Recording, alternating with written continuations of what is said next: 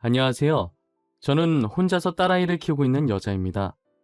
제가 이곳에 사연을 보내게 된 이유는 저와 남편 사이에 있었던 일을 이야기하고 싶어서인데요. 앞서 제가 저를 소개했을 때 혼자서 딸을 키우고 있다는 말처럼 저는 현재 남편과 살고 있지 않습니다. 남편은 살아생전 제게 잘못한 일이 있었는데 이젠 제게 용서받지 못하는 곳으로 영영 떠나버렸어요. 안타깝게도 저희 애기 아빠는 더 이상 이 세상 사람이 아니거든요. 저는 이렇게나마 남편을 용서하겠다는 마음을 많은 사람들에게 알리고 싶었어요. 그러다 보면 정말 남편이 있는 곳까지 제 진심이 닿지 않을까 하고요. 저와 남편의 첫 만남은 그리 특별하지 않았어요. 드라마나 영화처럼 운명 같은 사랑, 그런 건 하나도 없고 현실 그 자체였어요.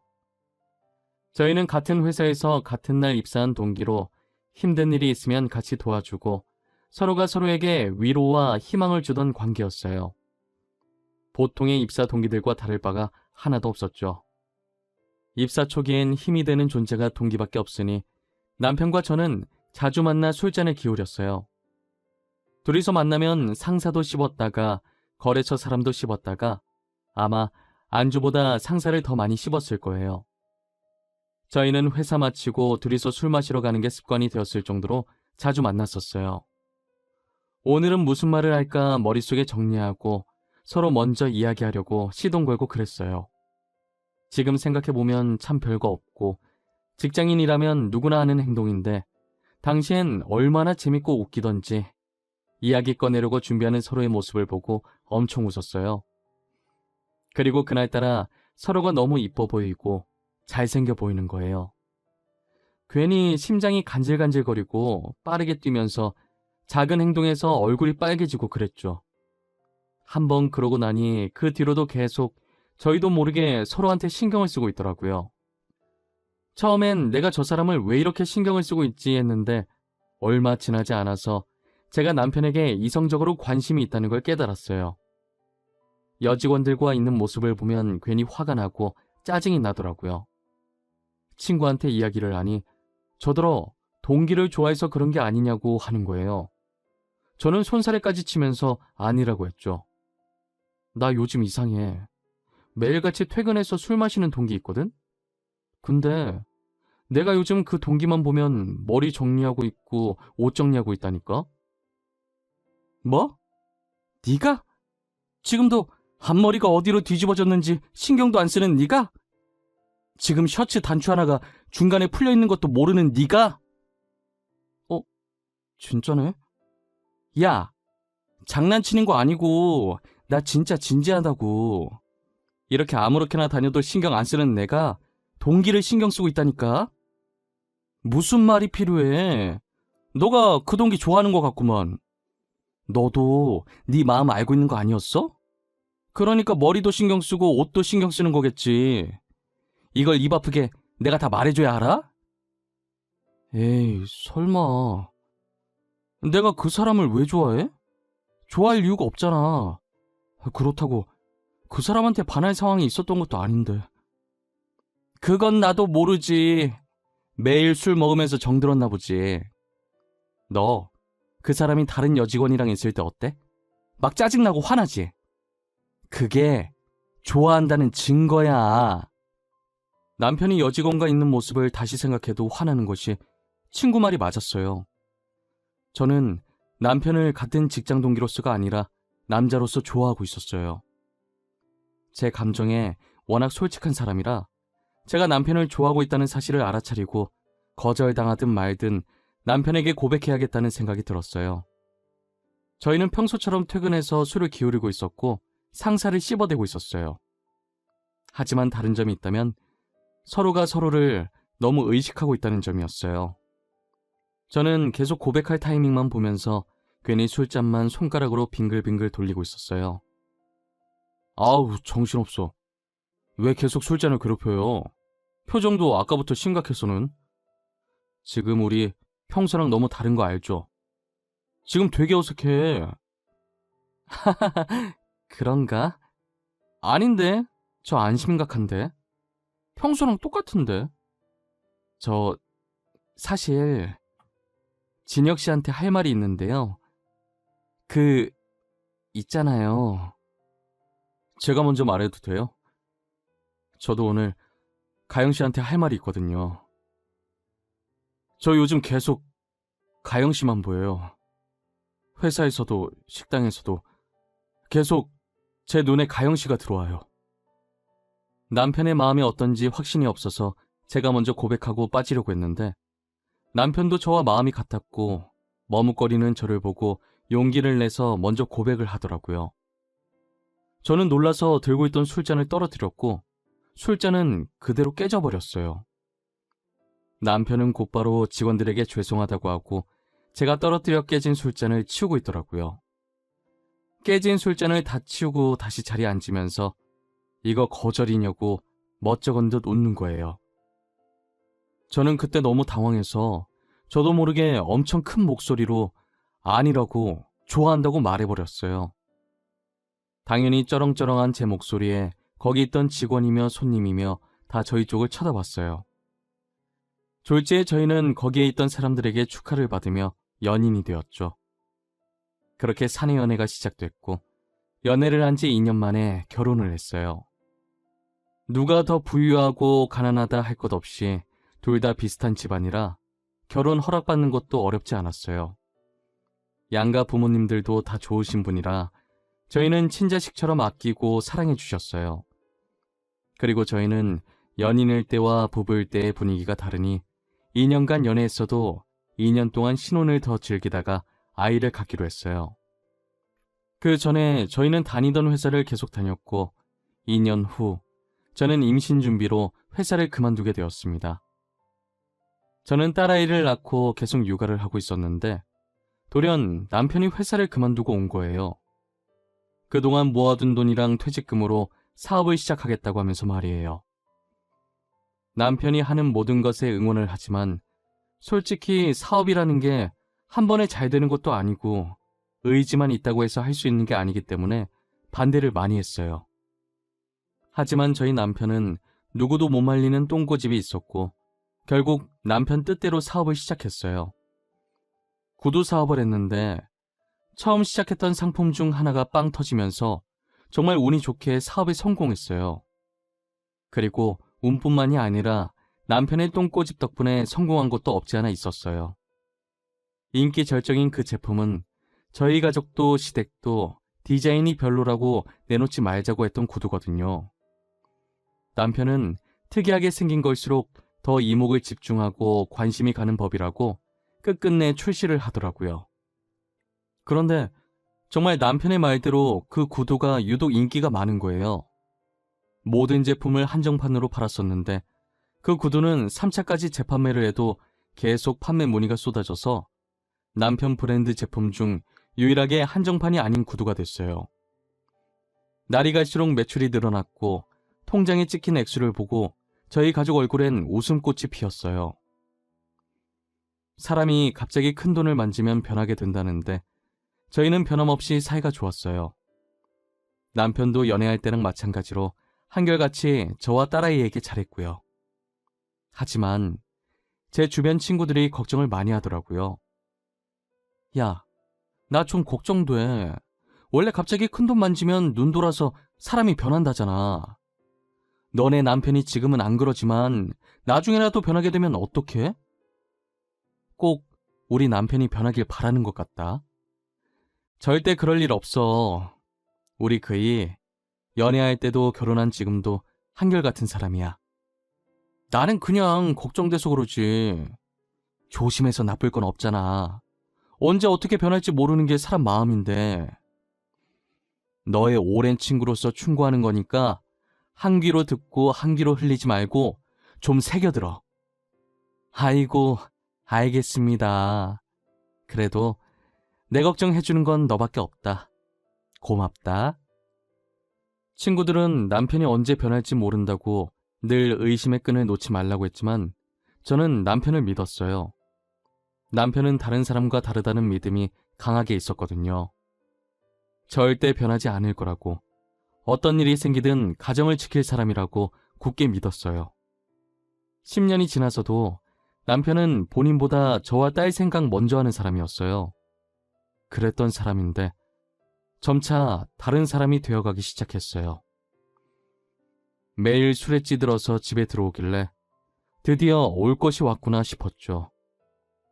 당신 지금 어디서 뭐 하다가 오는 길이야? 아우, 냄새. 또 술이야? 어? 요즘 왜 계속 술에 취해서 오는 거야? 당신 원래 안 그랬잖아. 나도 술 좀 마실 수도 있지. 가장이 열심히 밖에서 일하고 오는데 겨우 술 마셨다고 이렇게 사람을 잡아? 어? 내가 뭘 그렇게 잘못했는데? 오늘만 마신 거 아니잖아.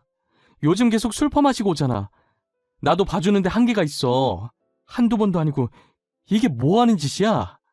딸 보는 앞에서 이게 무슨 꼴이냐고. 당신은 쪽팔리지도 않아? 남편은 언젠가부터 계속 술을 퍼마시고 가끔은 외박도 하고 그랬어요. 그런데 이게 점점 정도가 심해지더니 술은 그냥 기본이고 외박도 밥 먹듯이 하더라고요. 이럴 거면 나가서 혼자 살려고 하니까 정말 일주일 동안 집에 안 들어오는 거예요. 근처 모텔에서 지내고 있길래 제가 억지로 집으로 끌고 왔어요. 한 번도 싸운 적 없었던 우리는 이제 싸우지 않는 날이 없게 되었죠. 도대체 요즘 남편이 뭐라고 돌아다니는 건지 알 수가 없었어요. 제가 회사 일에 관여를 안 해서 남편 회사에 아는 직원이 한 명도 없어서 물어보지도 못했어요. 매일 혼자서 손톱만 물어뜯으면서 남편이 귀가하기만을 기다렸죠. 남편은 역시나 술을 마시고 제가 누군지도 못 알아볼 정도 취해서 왔더라고요. 저를 붙잡고 3차 가자고 하는데 어찌나 술 냄새가 나던지 남편 얼굴에 토 안 한 게 다행일 정도였어요. 대충 남편을 침대에 눕혀놓고 옷 갈아입히는 걸 포기하고 겉옷만 벗겨서 정리했어요. 겉옷이 다 구겨져서 살짝 털었는데 종이 한 장이 떨어지더라고요. 펼쳐보니 남편이 술집에 간 영수증인 것 같은데 이게 일반 술집이 아닌 것 같았어요. 그때 머릿속이 번쩍하더니 제 눈이 남편의 핸드폰을 쫓고 있더라고요. 뭐가 그렇게 소중한지 남편이 휴대폰을 두 손으로 꼭 쥐고 있길래 뺏어 들었어요. 이미 술 취해서 인사불성이라 제가 휴대폰을 뺐는지 뭘 하는지 전혀 몰랐어요. 저는 남편 지문으로 휴대폰 잠금을 해제했고 제일 먼저 메신저를 들어가 봤어요. 사업을 하니 아무래도 연락하는 사람들이 많았는데 의심스러운 사람은 없더라고요. 괜히 의심한 건가 싶어서 다시 남편 손에 휴대폰을 쥐어주려고 했어요. 근데 그 순간 알림음이 들리는데 메신저 창이 잠깐 떴다가 순식간에 사라지더라고요. 제가 얼마 전에 불륜에 관한 내용의 프로그램을 본 적이 있었어요. 거기서 봤던 내용인데 요즘은 비밀 메신저라고 해서 알림이 왔다가 순식간에 사라져서 본인이 직접 따로 그 메신저의 잠금을 해제하고 확인을 해야 한다더라고요. 저도 TV로만 봤지 실제로 목격하게 될 줄은 꿈에도 몰랐어요. 하지만 제가 비밀번호를 몰라 그 메신저 잠금을 풀어볼 수가 없었죠. 저는 남편 겉옷에서 떨어졌던 영수증을 몰래 챙겨서 그 술집에 찾아가 보기로 했어요. 매일 술을 마시고 오니까 다음날에도 분명히 갈 거라고 예상했어요. 그래서 다음날 저녁에 찾아가 보니 역시나 남편이 거기서 술을 마시고 있더라고요. 옆에 여자 하나 앉혀놓고 둘이서 술잔을 기울이고 있는 거예요. 그 모습을 보는데 예전 저희 모습을 보는 것 같아서 너무 화가 났어요. 남편이 있는 자리로 가서 그대로 여자 머리채를 잡아당겼어요. 요즘 계속 술 마시고 다니더니 여기서 이러고 있었니? 어? 술집 년이랑 노닥거리고 있었냐고. 하필 바람이 나도 왜 이런 술집 년이야? 이 아줌마 뭐야? 다짜고짜 내 머리 왜 잡냐고. 오빠, 이 여자 뭐예요? 아닌 여자예요? 머리 좀 놔봐요. 아닌 여자? 네가 오빠라고 부른 남자 와이프다. 너 아주 잘 걸렸다. 안 그래도 스트레스 받는 일 많았는데 잘 됐네. 오늘 다 같이 죽자. 이리 와. 머리 좀 놔요. 내 머리 다 뽑히면 아줌마가 책임질 거야? 계속 이러면 나 아줌마 폭행죄로 신고할 거야. 그런 줄 알아. 내가 무서워할까봐? 니녀는 상간녀 소송에 정신적 피해 보상까지 청구할 거야. 그래! 누가 손해인지 한번 해보자고! 저는 여자의 머리채를 잡고 마구 흔들었고 제 힘이 못 이겨 여자가 휘청이다가 넘어졌어요. 다시 머리채를 잡으려고 하는데 남편이 제 앞을 막더니 저를 끌고 나가더라고요. 그렇게 집까지 왔고 저는 집에 도착하자마자 남편의 뺨을 사정없이 때렸어요. 그리고 그대로 방으로 들어왔고 남편은 다시 밖으로 나가더라고요. 혹시나 딸이 깨기라도 할까봐 화도 못 내고 베개에 얼굴을 묻은 채 소리 없는 고함을 지르고 눈물 콧물 다 흘리며 난리를 부렸어요. 이혼을 하고 싶었지만 저희 사이엔 딸이 있었기 때문에 마음대로 할 수가 없었어요. 어린 딸이 중학교도 가야 하고 아직 갈 길이 먼데 아빠 없는 아이로 만들 수 없었거든요. 아이가 상처받는 게 죽는 것보다 싫어서 저만 참으면 될 것 같았어요. 어차피 이혼 안 할 건데 남편이 뭐라든 신경을 쓰지 않기로 마음먹었어요. 그런데 엎친 데 덮친 격으로 남편 불륜 사실에 마음을 가라앉히지 못한 채 친정 아버지까지 사고로 돌아가시게 된 거예요. 제가 차를 잘 몰라서 설명을 들었지만 용어들을 몰라서 자세히 알아듣지는 못했는데 대충 저희 아버지가 신호를 기다리고 있었고 아버지가 서 있던 길 위쪽이 오르막길이었대요. 그 오르막길에 화물차 한 대가 주차되어 있었고 그 화물차에 결함이 있었는지 파킹 브레이크가 고장나 화물차가 움직이기 시작하면서 아버지를 덮친 거예요. 구급차에 실려왔을 당시엔 의식이 있었는데 병원에 도착하기 직전에 사망했다고 하더라고요. 저한테 왜 계속 이런 일이 생기는 건지 제게서 아버지를 뺏어간 하늘이 너무 원망스러웠어요. 신이라는 게 정말 존재한다면 저한테 왜 이러는 건지 따지고 싶었죠. 어머니는 이미 충격에 혼절하셨고 저라도 정신 차리고 아버지 장례식을 지켜야 했어요. 저는 남편에게 아버지 부고 소식을 전했는데 아무런 답이 없더라고요. 장례식 지내는 내내 남편의 머리카락 한 올도 보이지 않았어요.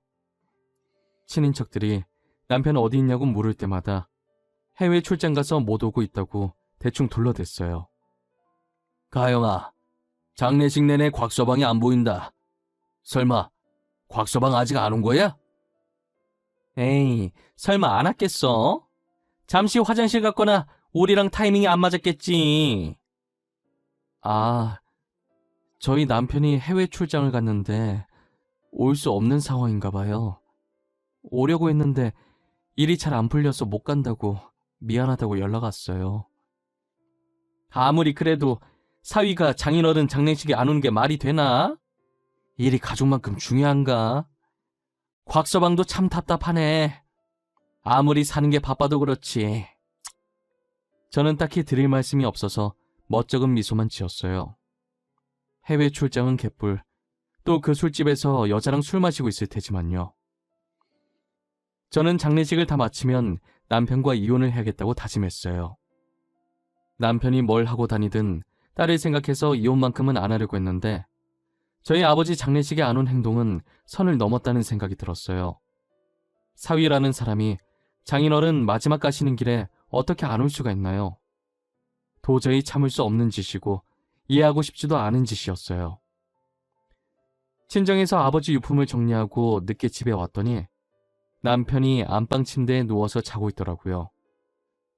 저는 갈기갈기 찢어버리고 싶은 남편 얼굴에 이혼 서류를 던졌어요. 남편은 갑작스럽게 날라온 종이에 놀라는 듯 하다가 이혼 서류라는 걸 확인하고 무덤덤하게 비어있는 부분을 작성하고 도장 찍더라고요. 저는 더 이상 말 섞고 싶은 마음도 없어서 딸아이를 데리고 친정으로 갔어요. 그렇게 저희는 합의 이혼을 하고 길다면 길고 짧다면 짧은 13년이라는 시간 동안 한 집에서 함께 해왔던 결혼 생활을 끝마쳤어요. 막상 이혼을 하고 나니 속이 시원하고 자유를 되찾은 것 같았어요. 제가 무엇을 하고 다니든 더 이상 제 일에 관여할 사람도 없었고 저도 스트레스 받으면서까지 누군가를 신경 쓰고 참견할 일이 없었죠. 저는 남편에게 받은 위자료와 그동안 제가 모아왔던 돈으로 조그만 카페를 하나 차렸어요. 행복했고 아팠던 지난 과거들은 모두 잊고 딸과 함께 만들어갈 미래를 위해 새 출발을 준비했어요. 매출이 엄청난 편은 아니었지만 적지 않은 건 아니라서 즐겁게 하고 있었어요. 딸은 나이에 비해 철이 빨리 든 건지 아빠 이야기하면 제가 속상해할까봐 아빠 얘기는 단 한 번도 하지 않았고 말썽도 안 피우고 씩씩하게 잘 지내주었어요. 혹시나 딸이 아빠 만나고 싶다고 하면 말릴 생각은 없어요. 딸을 세상에서 태어나게 해준 사람인데 제가 어떻게 연을 끊으라고 하겠어요. 딸은 남편을 만나도 저만 남편이랑 안 마주치면 되는 거죠. 그렇게 혼자서 딸을 키운 지 4년이 흘렀고 저는 이혼 후 남편의 소식을 듣지 않았어요. 아마 못 들었다는 표현이 더 정확하겠지만 저한테 들어온 소식이 하나도 없었어요. 저는 평상시처럼 카페 오픈 준비를 하는데 예전에 남편과 같이 다녔던 회사 직원한테 연락이 온 거예요. 간만에 온 연락이라 무슨 일인가 싶어서 메신저를 확인해 봤더니 부고장이더라고요. 부모님 중에 돌아가신 건가 하고 고인 이름을 확인하는데 저희 남편 이름인 거예요. 저는 바로 문자를 준 직원에게 전화를 걸었어요. 과장님, 방금 보내주신 문자 뭐예요? 이거 저희 애기 아빠 이름 아니에요? 고인 이름 적는 칸에 애기 아빠 이름이 왜...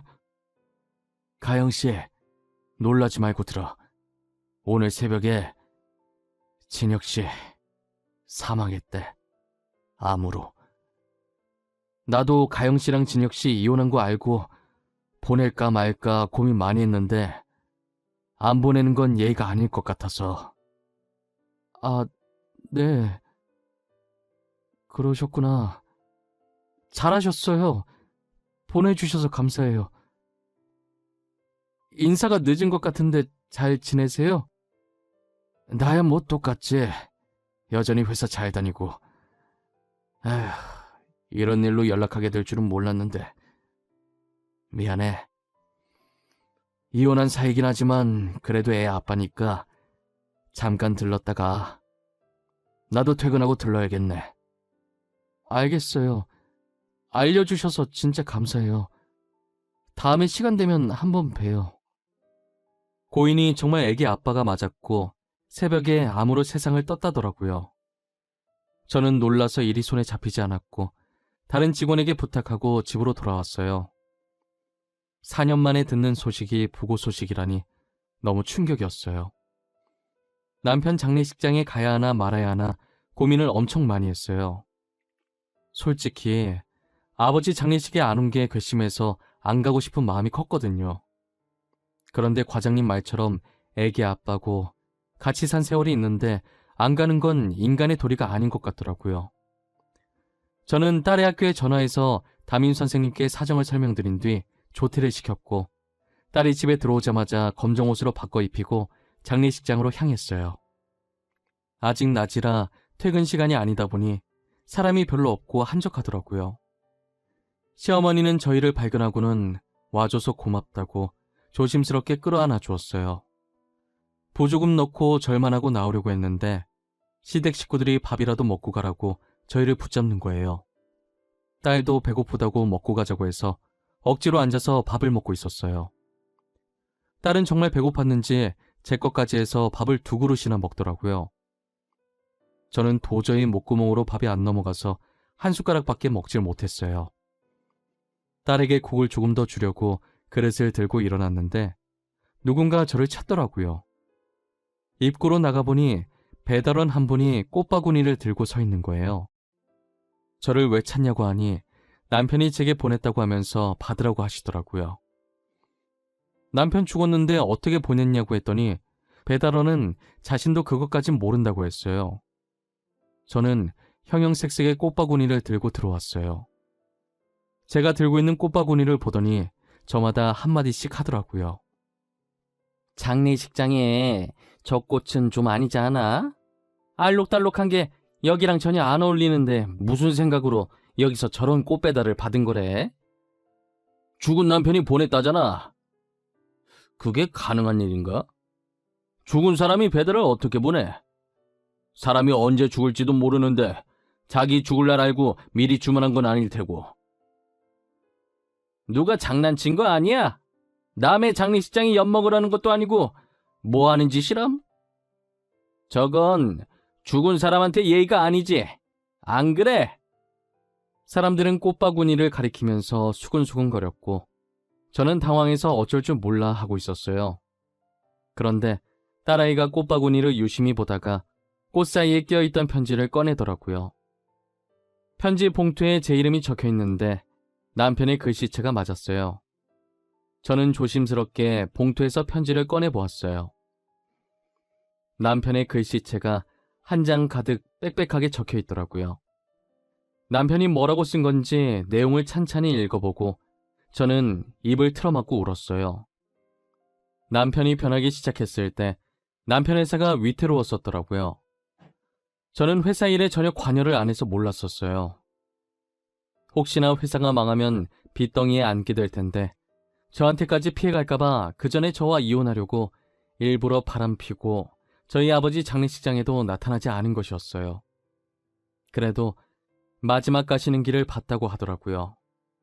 저희가 납골당으로 갈 때 몰래 뒤에 따라와서 저희가 간 뒤 아버지께 인사를 하고 갔대요. 그리고 딸은 남편이 저와 왜 이혼을 하려고 했는지 알고 있었고 저한테 말하려고 했지만 남편이 신신당부하는 바람에 말을 못했다고 하더라고요.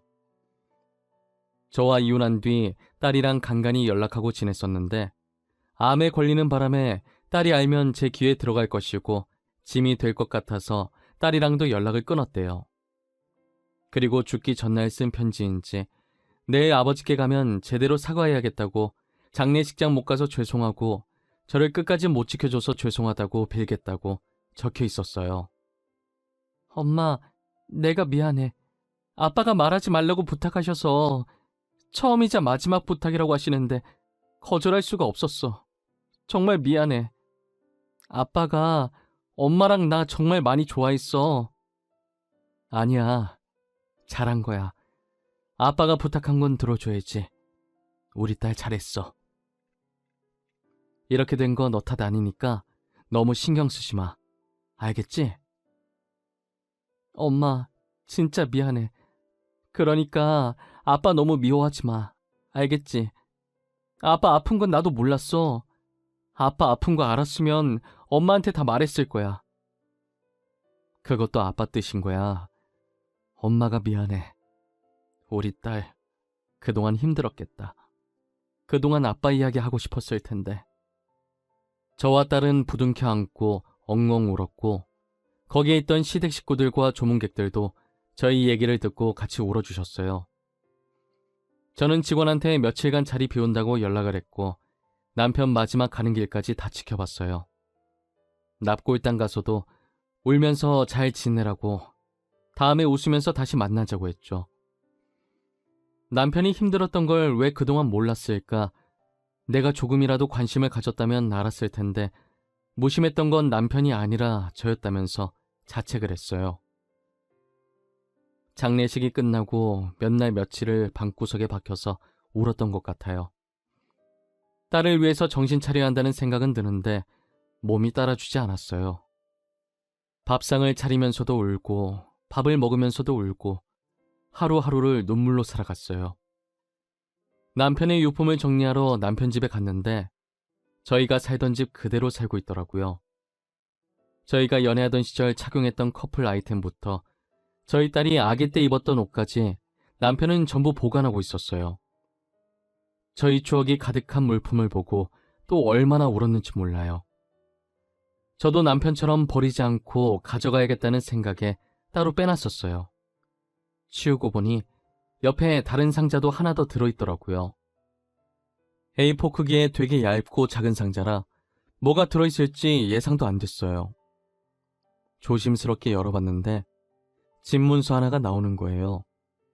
아마도 이 집 집문서인 것 같았는데 분명 부도됐으면 집도 같이 날아갔을 텐데 어떻게 여기에서 계속 살고 있는지 의문이 들긴 했었어요. 그래서 집문서를 자세히 봤는데 이 집이 저희 딸 명의로 되어 있더라고요. 아무래도 남편이 부도되기 전에 딸의 이름으로 명의를 이전한 것 같았어요.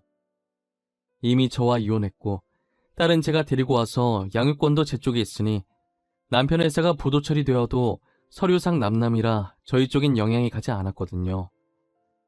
집 문서 제일 뒷장에 포스트잇이 하나 있었는데 글자를 보니 이것도 남편 글씨였어요. 줄 수 있는 게 이것밖에 없어서 미안하다는 내용이었죠. 저는 무슨 일이 있어도 절대 이 집을 팔지 않기로 했어요. 그리고 살고 있던 집을 처분하고 딸과 같이 다시 이 집에 들어와서 살았어요. 남편의 물건도 치우지 않고 따로 한 곳에 모아뒀고요. 딸도 다시 이 집에 들어오게 되니 엄청 좋아하더라고요. 새 가족의 추억이 담긴 집이라고 하면서요. 다시 이 집에 들어온 게 그렇게 좋아? 전에 살던 집이 더 넓지 않아? 넓고 좁은 건 상관없어. 난 이 집이 좋아. 아빠랑 같이 살았던 곳이잖아. 아빠랑 같이 있는 기분이야. 나는 절대 이사 안 할 거야. 결혼해서도 여기 살 거야. 네가 결혼해서 여기 살면 나는 어디서 살라는 말이야? 엄마 내쫓으려고? 아니, 엄마도 같이 살면 되지. 난 엄마 모시고 사는 남편 만날 거거든. 이 집에서 엄마랑 나랑 남편이랑 셋이서 살 거야. 무조건. 딸은 여기로 이사 온 뒤로 웃음이 더 많아졌어요. 저도 마찬가지고요. 남편이 아직 결혼 사진을 안 치웠길래 더 예쁜 액자에 넣어서 거실에 있는 협탁 위에 올려놨어요. 재산 분할하는데 남편 사망보험금도 제 앞으로 되어 있는 걸 발견했어요. 저는 남편 보험금을 따로 통장을 만들어서 보관 중이에요. 남편이 나중에 딸 결혼할 때 쓰길 바랄 것 같아서 건들지 않고 있어요. 저는 지금 딸과 소중한 추억을 쌓으면서 열심히 살고 있어요. 매일은 아니라도 일주일에 한 번씩 남편 납골당에 찾아가 한 주 동안 있었던 일을 말해줘요. 선선한 바람이 들어올 때마다 남편이 듣고 있을 것 같은 느낌이 들곤 하죠. 언젠간 남편을 다시 만나는 그날만 손꼽아 기다리고 있어요. 다시 만나게 되면 살면서 행복했다고, 모든 것을 용서했다고 말해주고 싶어요. 제 긴 이야기는 여기서 끝내보려고 합니다. 여러분들도 사랑하는 사람이 있다면 지금 이 순간 뜨겁게 사랑하시길 바랄게요.